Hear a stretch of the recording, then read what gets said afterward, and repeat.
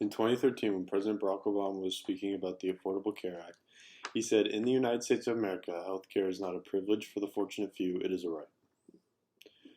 The U.S. leads the way with research and advancements in medical treatment, but having access to medical care in this country is significantly lacking for many. According to a 2021 survey conducted by West Health and Gallup, 44% of American adults, about 112 million, are struggling to pay for healthcare, and 46 million cannot pay at all. As a dual citizen of Canada and United States, I'm a credible speaker because I have a unique understanding of the differences between these two countries when it comes to healthcare. The American system, with its high cost, affects every citizen, and soon as young adults, we will have to pay for our own health insurance. Today, I will introduce to you the American healthcare system and argue that it is a flawed organization that leaves those with economic insecurity without coverage. Universal healthcare should be a right to every citizen, so no one gets into debt for medical care. The first main point I will discuss is how the American healthcare system works. Next, I will talk about the obstacles that prevent the United States from providing healthcare to its citizens. And finally, I will present solutions and what we can do to help our country become more equitable when it comes to healthcare. Healthcare in the United States is a profit-driven business, where insurance and pharmaceutical companies make billions. The National Association of Insurance Commissioners reported insurance companies had net earnings of $31 billion in 2020. Dr. Jha, health police expert at Brown University, says the United States has the most expensive yet least effective healthcare system in the world. We spend double what other high-income countries spend, and Americans still die at higher rates from treatable diseases. This is because many Americans can't afford health insurance, and even with insurance bills can be thousands of dollars. I want to share a personal healthcare story that started in June 2020. At the start of the pandemic, my mom was diagnosed with breast cancer. As a team of doctors was put into place and treatment began, the bills also started to come in. And even with insurance, my parents still had to pay over $20,000 in deductibles each year. Cancer treatment bills add up very quickly. I wanted to show you a bill after my mom's first chemotherapy treatment. You can see here that one treatment cost $21,000. My mom needed many of these treatments. A border makes a big difference when it comes to cancer care. Comparing treatment costs between the US and Canada in 2019, the American Society of Clinical Oncologists showed the overall cost of cancer treatment in the United States was double that of Canada. Canadian patients don't see their bills because each citizen has care through a publicity-funded system. Imagine trying to fight for your life through a threatening disease while also worrying about how much you have to pay for treatment. People go bankrupt paying for treatment in the US. This is why things need to change in this country. Drug prices are also so high in the US compared to other countries. A perfect example is the drug insulin that diabetics need to survive. In a study by RAND Corporation, a nonpartisan research group, the cost of insulin in the US is higher than prices in 3 dozen other countries and about 8 times higher on average.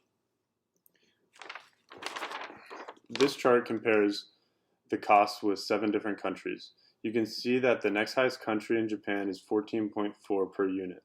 The US is not even close. How did we become a country where the cost of healthcare is so high compared to other nations? It wasn't always this way. Before, in 1973, it was illegal to profit off healthcare. This changed when President Richard Nixon signed the HMO Act into effect. This made insurance companies for-profit entities. Less money went to medical care and instead the executive salaries. Politics is also part of the problem. President Obama tried to expand healthcare for citizens. When he introduced the Affordable Care Act, which was to make healthcare more affordable and accessible, Republicans resisted. According to the Washington Post, the ACA was to extend Medicaid coverage to 17 million low-income Americans. Republicans challenged it, and as a result, low-income families still could not access quality care. In this country, people who can afford health insurance get care, and those who can't don't.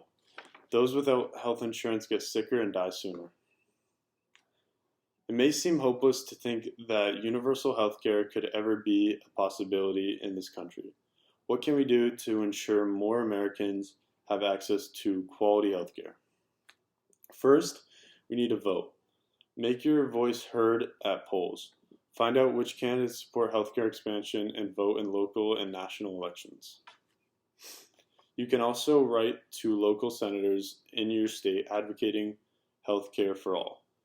This actually saves money because people no longer spend on huge deductibles even with a small tax increase.